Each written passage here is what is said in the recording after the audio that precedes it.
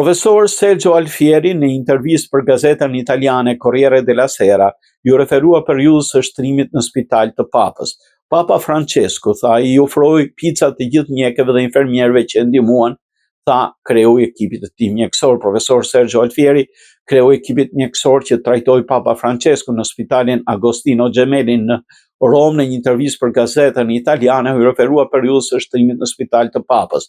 Ne gjithë e dinim se situata ishte përkeqësuar se si ai mund edhe mos t'ia dilte. Prej disa ditësh ekzistonte rreziku i dëmtimit të veshkave dhe të palçës, por trajtimet nuk i ndërprem.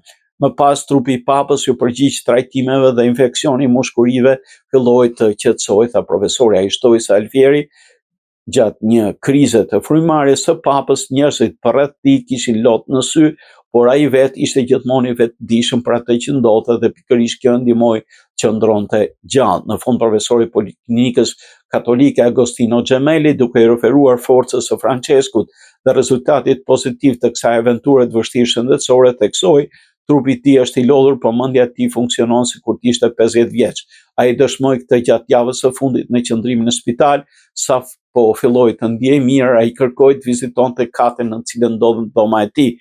Pastaj erdhi radha e picës, ai dha para një kolegu të punës dhe i ofroi picat gjithë stafit që kishte ndihmuar atë ditë. Përmirësimi i gjendjes së Papës ishte i vazhdueshëm dhe kuptova se ai ishte vendosur të kthehej në Vatikan në bujtinë në Shën Martës, ku një mëngjes më tha jam ende gjallë kur të shkojmë në shtëpi.